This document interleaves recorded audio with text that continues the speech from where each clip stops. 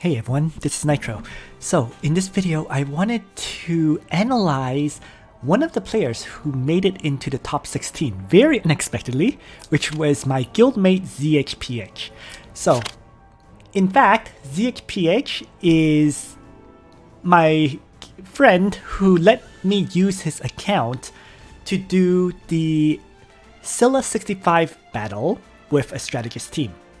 So from that, you know that his party is Empire Strategist Stark. And so he is not running the meta strategy whatsoever. And yet he was able to make it into the top 16, which was, to me, a huge surprise.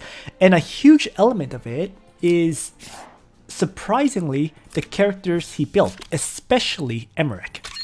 So I thought I would go over his 3 battles in detail in this video.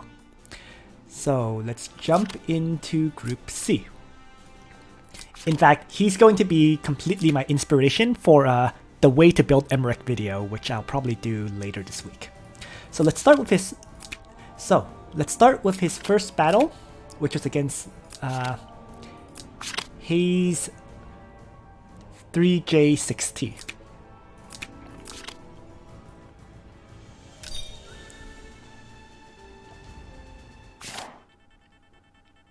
Or actually, Salrafian Elite. The guy seems to have changed his name a whole bunch, doesn't it? In any case, so taking a look at his party, you can see it's almost all Empire Strategist Stark, right? There is no Langrisser, there is no Juggler. He does have Zerda, who is the Meteor faction character, but everyone else is basically Empire Strategist Stark, other than Tieris, right? Bozel, Stark. Vargas, Empire and Strategist. Leon, Empire and Strategist. Liana, well, Liana's not. Lana, Stark. Tieris, not. Chloe, I guess is an exception as well, but Olivier is Empire. Luna is Strategist. Iris is Empire. Varna is Empire. Listel is not, well, Listel is Stark. Emerick is Empire and Strategist. Alte Muller is Empire and Strategist. So you can see, like, except for healers, really, his whole party was Empire, Strategist, Stark, which is very, very non-meta. So he loses his Zerda to start, and he bans the enemy Listel and plays Alte Muller to start. As I guess the strategist faction buffer. He gets Luna and Olivier banned, and Salrafian Elite plays Langrisser. Banning continues, Leonhard and Rachel, and he plays Vargas. So Listel, Liana now banned, and the opponent plays Zerda. He bans the opponents Bozel and Liana and plays Tieris. Emerick and Bozel have been banned, and Juggler is played. Wow, so Langrisser, Juggler, and Zerda. He now bans Iris and Lana, and plays his own Lana. So he loses Leon and Varna now, and the opponent gets to play Tieris. So finally he bans the enemy Bernhard and Varna, and plays a second healer, which ends up being Iris. And Salrafian Elite gets to play Chloe. Just looking at this, my impression was Salrafian Elite absolutely won. Right? 2 healers, 2 tanks, and Zerda. I didn't really see Zhph winning this fight at all. But so initially, the early stages is as always characters moving forward. Interesting point here that I've noticed was that Salrafian Elite gave his Chloe infantry soldiers, heavy infantry. And it made sense because there were no cavalry at all for Zhph, right? And Vargas is Lancer. So with the infantry soldiers and discipline, Chloe could do a lot of damage to Vargas this way. But this Vargas is incredible. 945 defense, which is absolutely ridiculous, I have to say, and a lot of hit points. So yeah, let's just continue. So tanks are moving up, and an undead is summoned with Lana. So Zhph ends up with basically turn manipulation. And that's why he's holding back early on. Because he was player 1, he needed to drop the summon, doesn't make sense to move forward on that first turn. Now, right there, I honestly didn't understand this move, but Zhph offered his Necromancer as a sacrifice, which Zerda easily took, killed, and retreated back to guard range.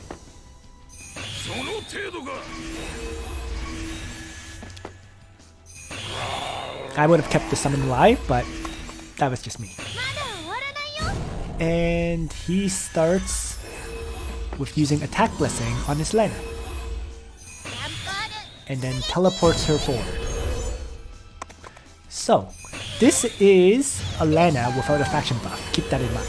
But it does have Attack Blessing, and Attack Blessing comboed with the teleport buff of 20% damage increase and 20% damage reduction.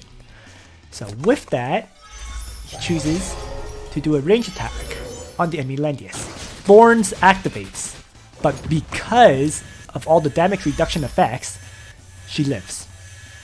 So the combination of Iris's damage reduction and Attack Blessing kept her alive despite Thorns. And Lana was able to do a lot of damage, in truth, to this Landius. Although it wasn't enough to kill it, to one-shot it. So now, Zerda though, jumps in with her Shadow Raid, which she did not use against this Necromancer, and one-shots Lana. So, right from this, I honestly thought Zhph had lost this battle, right? He has no summon, it's 4v5, and I personally didn't see how he could possibly win. And here, Vargas only just kills Landius for the first time, because Lana didn't one-shot Landius beforehand. In truth, as an aside, I think if Lana had used her Lightning Strike skill, rather than using Dark Reaper, it would have been a one-shot. The difference there though is that Lana would not have done any self-healing. So, nonetheless, I mean, because Lightning Strike does 1.5 times damage and it gets additional damage against Cavalry, right? So the Sorceress should have been able to kill the Dark Guards, and then afterwards Lana should have been able to one-shot Landius himself. In any case though, yeah. Continuing on. So here, Chloe jumps into the fight, tossing out Discipline. But Alte Muller, being what he is, I think he has last rites, doesn't die from that, right? This Chloe should have enough damage to one-shot in truth, given the 1000 intelligence and everything. That should have been enough with 1.5 times damage discipline. But no, Alte Muller lives, so the battle continues. And here, Tieris uses Miracle.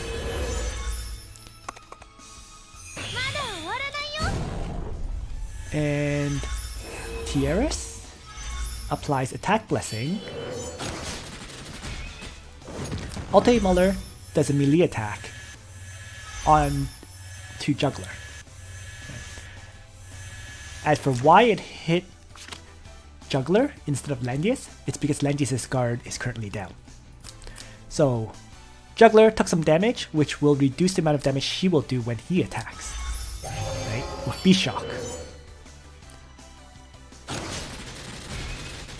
And as a result, Vargas doesn't die. And the interesting thing here was Juggler nearly died due to Thorns activating. So this Vargas with Thorns with 15-12 attack was almost able to kill off Juggler when Juggler did B-Shock. for me, the big surprise is Vargas is that tanky, right? 2470 attack with attack blessing, with Beast Shock doing 1.5 times damage, and Vargas lived through all of that? Kind of insane, but it just shows how powerful 945 defense with the damage reduction of Miracle is. Kept him alive. He didn't even activate his superhuman bravery yet. So the battle continues with Iris getting teleported forward with her dolly skill to heal up the characters. Now, Vargas' guard is currently down because Beast Shock is active. Something to keep in mind.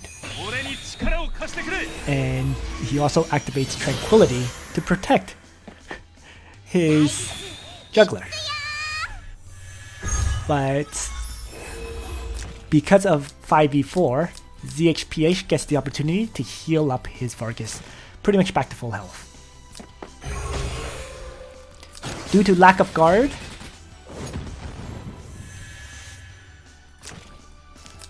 Zerda is able to ranged attack Tieris, and Tieris lives. As to why? Presumably it was because of this, because I think Tieris had Tenyo's Robe, and the Tenyo's Robe kicked in and managed to apply damage dealt decreased by 20% onto Zerda, meaning Tieris didn't take as much damage as she should have and lived through Zerda's strike. And that got Zerda killed, because she could not retreat. So, with a bit of luck, Tieris tanked the hit from Zerda, and the whole fight changed. Because now it's 4v4.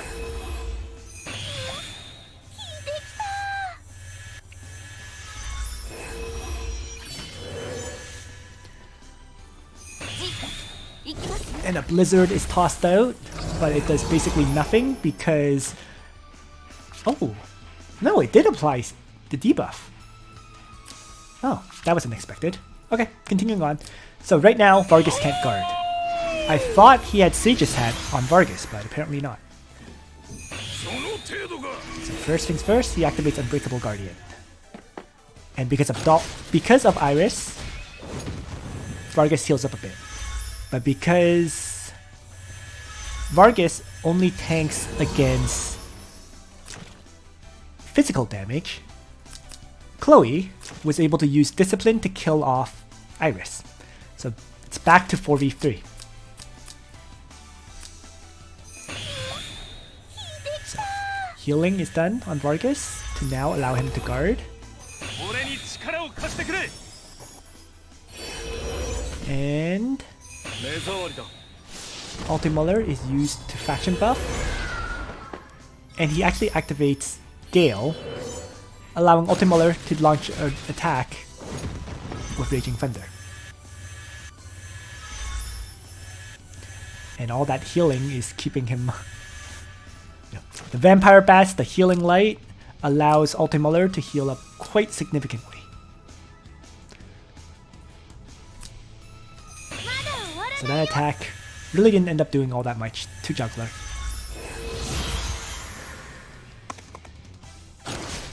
Tieris now jumps in.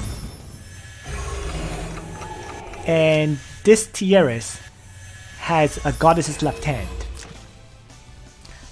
With Goddess's Left Hand, Juggler currently can't guard. And this is where things get interesting. Landius activates Tranquility here. And because he activated Tranquility over there, this was a major mistake which allowed Tieris to get attacked by Ultimuller. If he had moved Landius back up here to guard, right, to Tranquility, things would have been different. If he had acted with Juggler first to remove this mobility debuff, things would have been different. If he had used the healers to activate to heal Juggler, it would have removed that debuff as well. So that was another massive mistake. The first mistake with the Zerda attack was luck-based, right? ZXPH had a 30% chance for Tenyo's robe to apply, and also he needed a damage reduction onto Zerda for Tieris to live. So ZXPH definitely got lucky with Tieris, but this was a huge mistake, absolutely huge.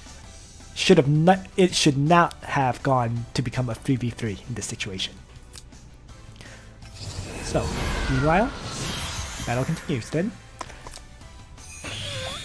And just as a quick note, not sure why. Oh, interesting. Chloe doesn't have a heal skill. It had Discipline, Blizzard, and Faith. That's why. But, well, in any case though, battle continues. So, Chloe moves up, does another range attack against Tieris, who does not die to that. If I just move back a step quickly, the sorceresses had full health here. So it's interesting to see because the infantry, I felt the infantry should have been able to kill off all the sorceresses.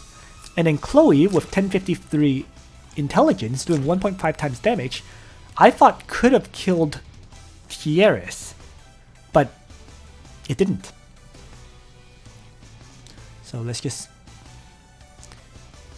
go back. So the result, this was outside of my expectations, that Tieris could tank that hit. But Ultimuller now gets the opportunity to launch another attack, this one on Juggler, reducing his hit points dramatically. And because Tieris is no longer in play, things changed up a bit.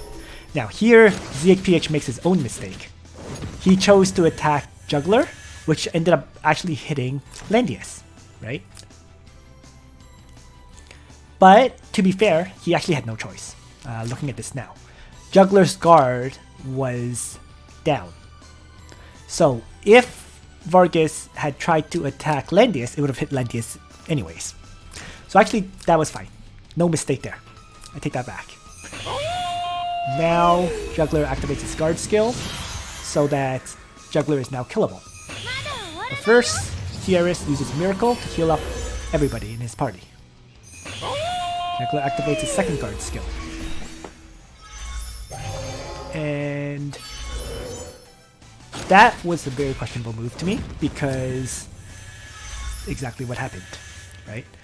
I felt it should have been use Chloe somehow, but looking at this now, I guess Chloe had nobody to attack, and that was the issue. Because if Chloe had melee attacked Ultimuller, she would probably die, and she doesn't have the mobility to attack either Vargas or Tieris. So Chloe moves back, uses her Blizzard skill, but with Sage's Hat, guard is not removed on Vargas. So, no opportunity to kill Tieris as a result. And then Tieris just self-heals.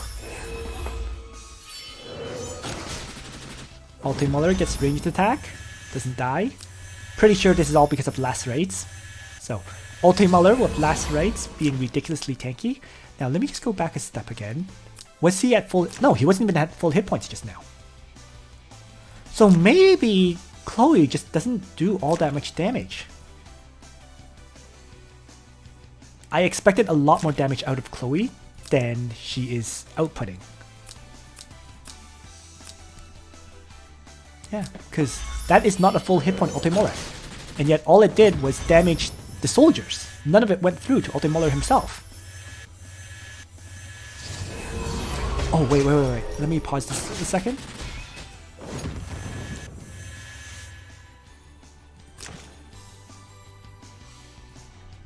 Aha. It's because Miracle was still up on Ultimuller as well. So that also reduced the damage. Okay, interesting. So continuing on. Landius reactivates guard skill. Ultimuller reactivates the faction buff, keeping Vargas at ridiculous defense and attack values. So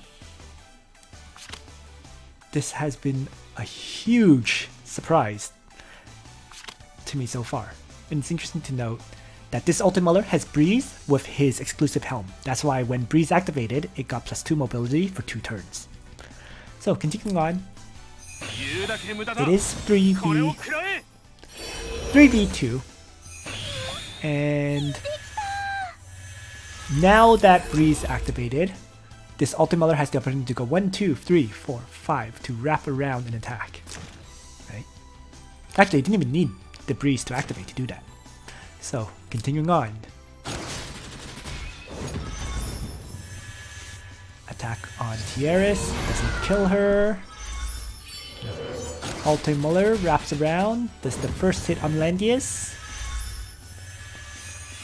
Vargas follows up and kills Landius. And it's pretty much over. So, massive comeback. You know, this was it was 5v4 early on, and yet Zhph was able to come back because Salrafian Elite made some critical errors, especially that loss of Tieris. You know, if Tieris did not die on that turn, it would have been a totally different match. But it just goes to show, one little mistake, you know, not checking a debuff can lose you the fight, right? All because of Goddess's left hand on Tieris, Zhph won this battle. So, that was the first match, and the second match here is against Starkey. So let's take a look. And this was another very interesting battle. Oh, whoops, let me go back. Sorry about that. I meant to pause it and I accidentally clicked skip. So, for the second battle, Zhph against Starkey.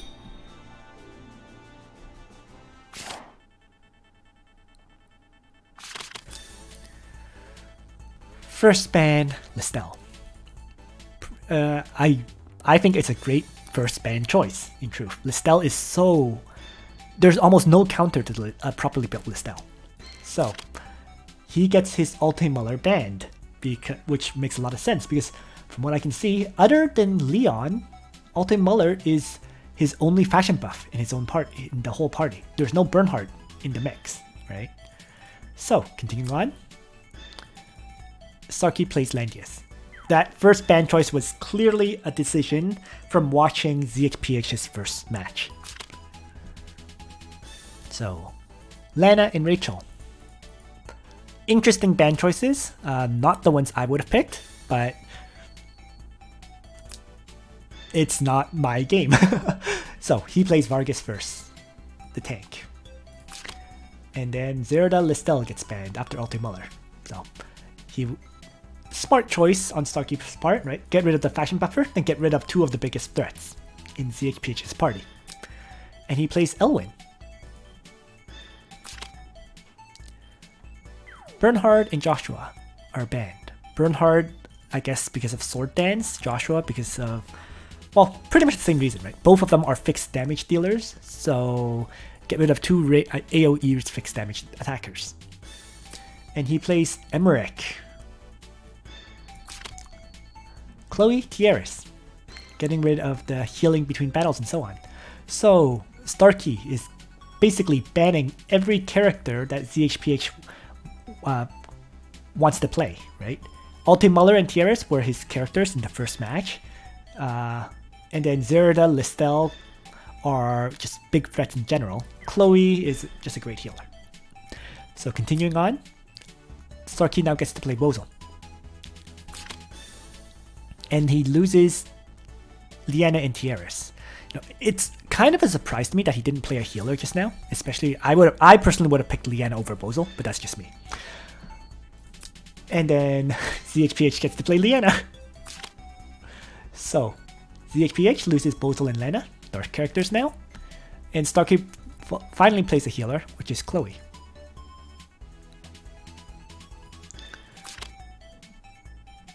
So Zerda and Varna is now banned. So I guess Starkey's Zerda isn't very strong. Otherwise, it didn't make sense that Starkey didn't play Zerda early on.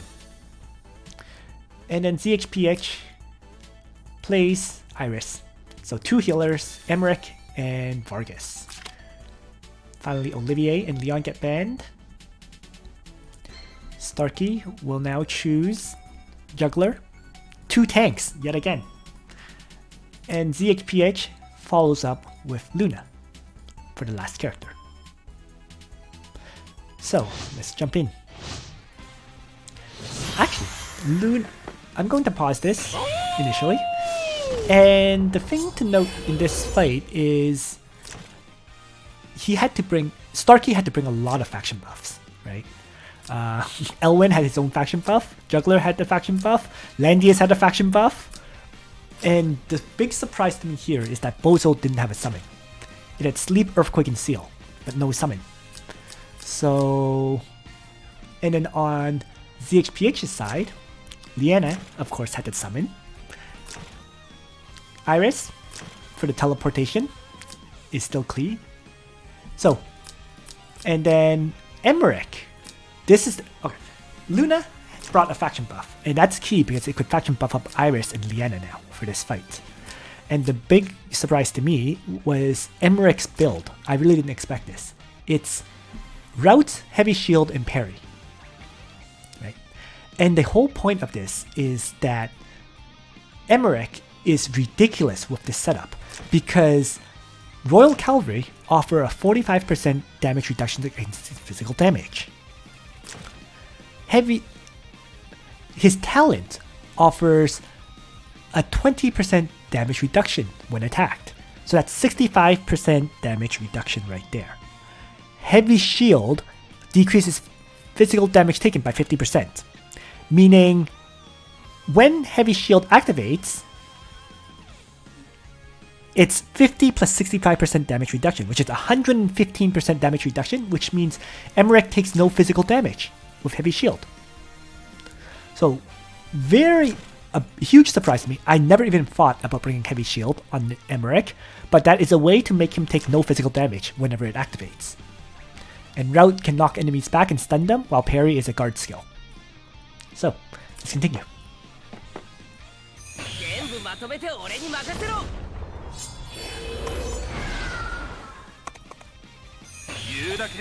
Characters start shifting forward a bit. Summon is dropped, so Zhph has the turn manipulation advantage here. And I should also take a look at how strong this Luna is when after Queen's Ascension. So with the Queen's Ascension, that's 942 magic defense.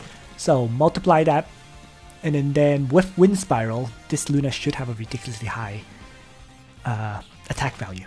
So power of a 6-star Luna, basically. So Triton moves up. Sorry, Juggler moves up in Tritons. Vargas moves up and activates Unbreakable Guardian. Once again, 945 defense, attack value of 1512, because he somehow has a plus 20% defense buff.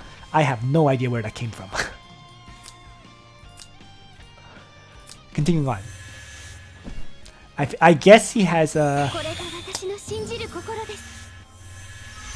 Aha! From that! Tenyo's headdress. The random buff. So clearly the random buff that was applied on Vargas was a defense increase buff, allowing him to keep ridiculously high stats. And then Emerick got a plus 20 attack buff. And also, did I just see a Tree of Life effect? I did. So someone, probably Liana, has the Tree of Life enchant. Yes. So Liana is built with Tree of Life, buffing up everyone's defense and magic defense. Okay, continuing on. teleporting Emerick. So Emerick clearly has Breeze Enchant, and with the teleport, he can now ignore terrain, right? Due to Iris's unique skill. So this Emerick now has the ability to basically attack anything, and in he goes to attack Elwyn with routes. And the reason this worked and hit Elwyn is because of his talent, once again. Since he moved within 2 blocks of Juggler, Juggler could no longer guard. And thus, Emerick was able to use his route skill on Elwyn successfully. And this is working out because of the summon, right? With the route,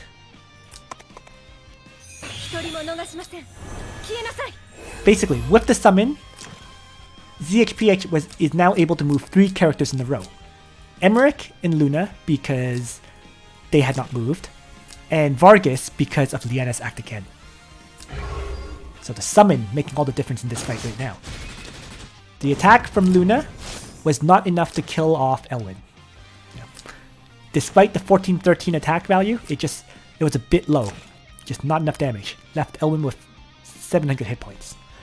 But because he had the 3rd attack from Vargas, down goes Elwyn. And it is now 5v4, and with a Sky Archer advantage, and with Emerick applying cannot guard effect on Juggler. In fact, looking at this, Juggler can't even move. And this was a combination of Emerick's Wise Veil applying 2 mobility debuff, and then Emerick having his exclusive had randomly applied, I guess, a mobility debuff by 1 on Juggler. So Juggler had 0 mobility right now. So,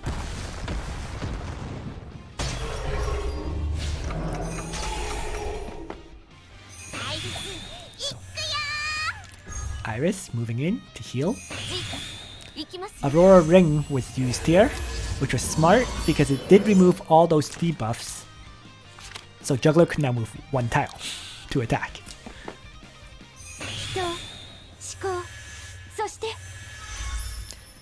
Meanwhile, healing. And this is the interesting point. Look at this.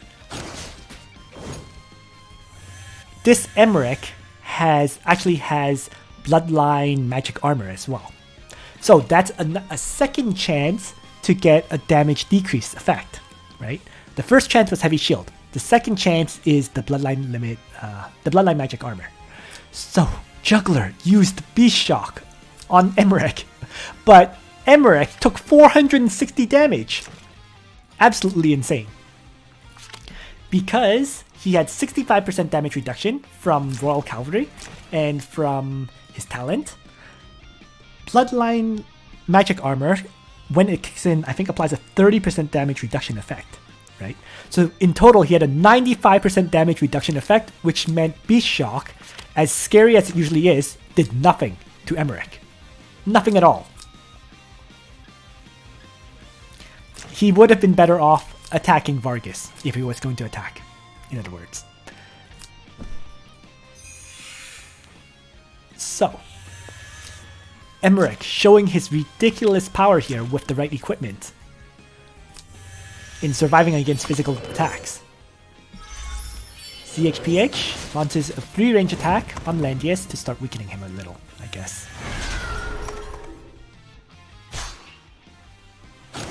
And Vargas follows up with another attack. Not really the moves I would have done, because, well, with Aurora Ring still active, it wouldn't have really done anything. But, I guess, at the same time, if you're not going to attack, what are you going to do, right? And now here, Bozel puts Emerick to sleep. Very interesting thing here is, even when Emerick is put to sleep, his aura still kicks in. It's not deactivated when Emerick is stunned, because it's an aura effect, interestingly enough. So, as a result, Bozel can only move 2 tiles, Juggler can't guard, and has only 1 mobility.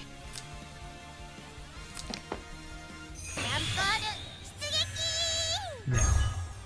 So it's a battle of keeping Emerick alive now. Now the range attack from Chloe actually does do damage. And that was because for this attack, Heavy Shield and the armor, neither of them kicked in. Right? So the Phallic soldiers were able to do full damage, and Chloe herself with Intelligence attack was able to do full damage to Emerick. But he tanked that just fine. Keep in mind that even though I call it full damage, it's still a 65% damage reduction effect, right? 65% damage reduction on the Phallic soldiers, and then 20% damage reduction effect on Chloe's attack because of the Wise Veil effect. So, second heal. Emerick still alive. And since Bozel couldn't guard, Luna is able to ranged attack Bozel. And Landius, standing far back where he is, has no way to move up to guard any of the other characters. So with this, Bozel falls. So this is something I didn't know. And now, no damage because of the 100% damage reduction effect, right? I guess the only damage came from Chloe herself, but even that should have been reduced by the Bloodline Limit Magic Armor, by Emerick's talent and so on. I'm actually very surprised there that he only took 700 damage. Not quite sure how that works out because Chloe is supposed to be int based, but in any case, continuing on. And with that, Starkey retreats. I mean, he's lost 2 characters, and Zhph lost none. So, MVP of the fight, Emerick, without doubt. And then we move on to the third battle, where it's Zhph against Jukolaw.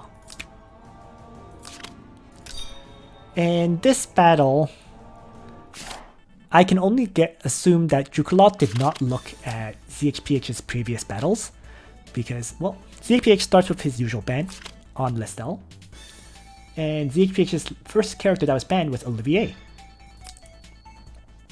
Jukolaw plays Leonhard, and gets Liana and Elwyn banned. And Zhph starts with Emerick. He loses Liana and Iris. And Jukolaw plays another AoE attacker, Joshua. Jukolaw now loses Bozel as well as Iris. And the really crazy thing about Jukolaw's party is I actually don't see it. Other than Bozel, I actually don't see another single target attack mage. Not one. There is no Lana, there is no, Shafaniel or, just mages in general. No magic attacks, right? So, Zhph now plays Tiaris. And clearly, because Zhph saw that there were no magic attackers, he played his usual. He started off with Emerick, right? So, Zhph now loses Lestel and Vargas. And Jukolaw plays Zerida. Heal Reversal and Chloe, a good healer, are both banned. Which actually means Jukolaw no longer has a healer, right? No Liana. There's no healers left in his party. And Zhph plays Chloe. 2 healers and Emerick now. Luna and Leon are banned. Juggler is played for Jukolaw, which I think is a huge mistake. banning single target strikers, Leon and Ultimuller. And Zhph gets Bozal out in the field. He now loses Zerida and Lana. And then finally, Jukolaw plays Vargas. So, all physical attackers. While Zhph actually gets to play Ultimuller last, which is bizarre. So, let's jump in. And I'm going to pause this initially. Now, keep in mind, the previous battle already showed that Emerick has 2 chances to basically get 100% damage reduction. Well, one chance is 95% damage reduction, the other chance is 115% damage reduction, right? Regardless, as long as the Bloodline Magic Armor or Heavy Shield kicks in, he's invulnerable to physical attacks. And yet, Jukolaw ran a full physical attack party. So, it gave Zhph a ridiculous advantage, just like that. And Zhph's Bozal has summon skill, of course, so that he can do turn manipulation.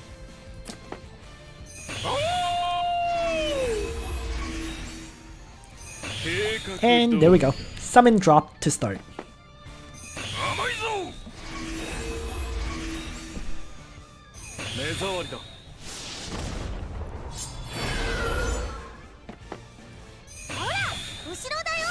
So the only thing Zhph really had to be afraid of was Zerida, really.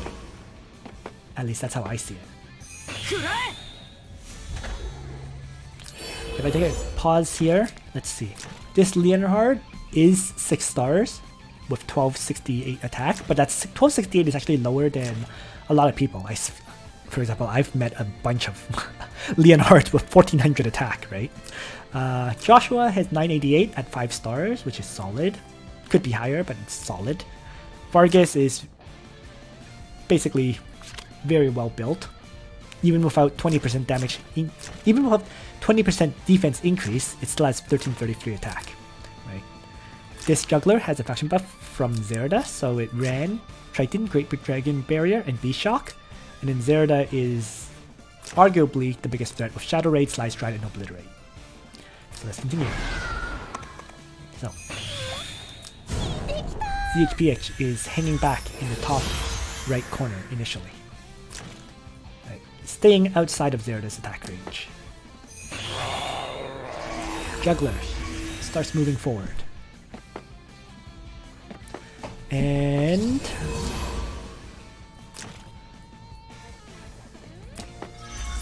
Zerida moves up. Leonhard teleports forward as well. And now this is where it got interesting. Emerick ran forward, not attacking, but it does apply the mobility debuff onto Leonhard. So that this Leonhard had to have Apex boots, right? Because it had +1 mobility, right? Which should have been 4, and then -2 from the talent should have put him down to 2. But instead he has 3 movement, so it's Apex boots with the instant transfer. So continuing on.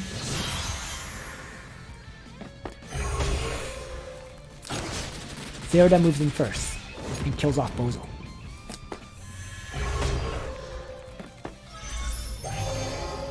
Zhph runs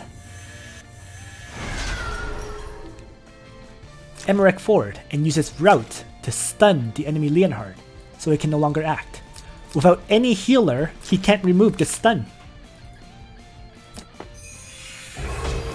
And Heavy Shield activated here, meaning he had 100% damage, over 100% damage reduction, meaning he took 40 damage.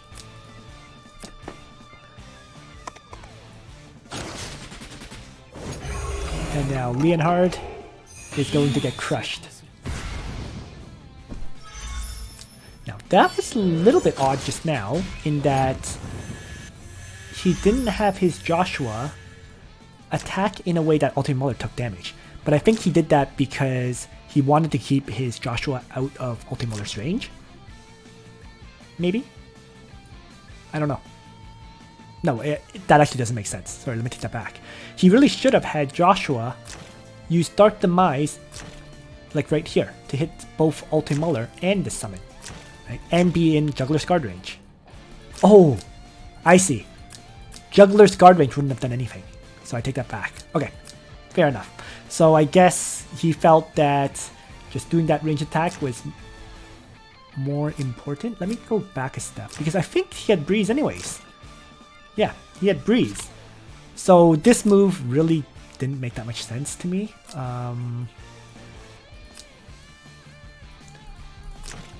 Yeah, he just gave up a free damage and possibility of applying a debuff on Ulti Muller. Anyways, we'll continue. I don't think that would have determined the fight anyways. Here, he activated Heavy Shield again, so Beast Shock, 0 damage. In fact, he activated both Heavy Shield and the Bloodline Magic Armor. So, 40 damage from a Beast Shock. Talk about ridiculous.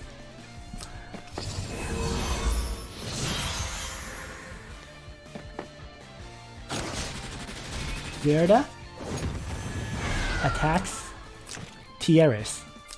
And this Zerda doesn't have enough damage to actually one-shot this Tiaris. This was totally enchant error, right? Zerda, she should have a higher than 1140 attack with a faction buff. And because she didn't, she was not able to one-shot this Tiaris. You know? The other aspect is, if this Zerda had, what's it called? Backstab instead of Sly Stride, doing fixed damage before the battle, this Tiaris was dead. So a lot of reasons why this Zerda failed to kill off Tiaris here. Mostly it was Jukolaw's poor decision overall. So continuing on. Because Tiaris lived, she gets the opportunity to miracle up.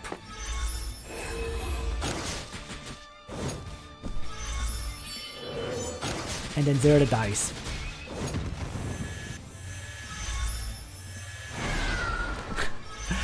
And then Ulti Muller activates Gale to kill off Joshua for a follow-up attack. And it's now 4 versus 2. Emerick, finally not activating either Heavy Shield or the Bloodline Lineage Magic Armor, takes a beating from Vargas's melee strike. Yeah. But Chloe moves up, uses Mass Heal. That, to me, was a questionable move. I would have probably used Aurora Ring here, so to fully remove all of Emerick's debuffs and make it so that both Emerick and Tiaris can heal the following turn. Anyways, and he chooses to melee attack with Emerick. Another questionable move to me, right?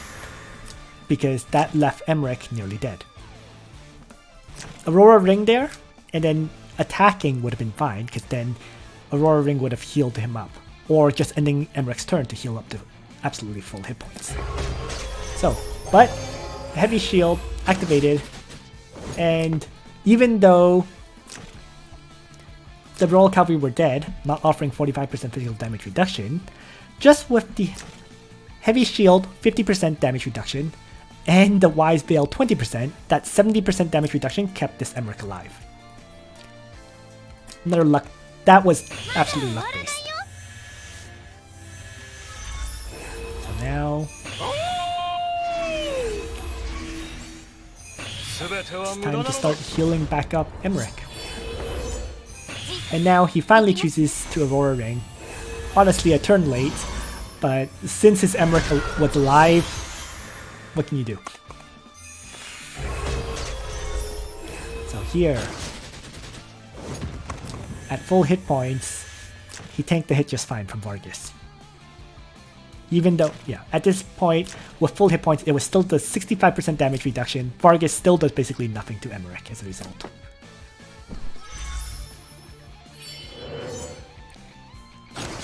And now Ulti Muller begins weakening the Vargas. Not guarded because of Emerick's talent. The shock. Oh no, not just a regular attack. TRS, ranged attack, kills off Vargas for the first time.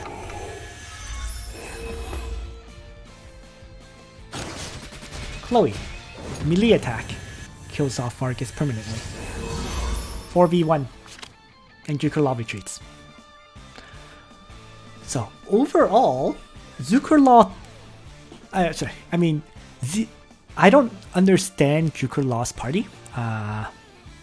All physical attackers, definitely incredibly iffy to me.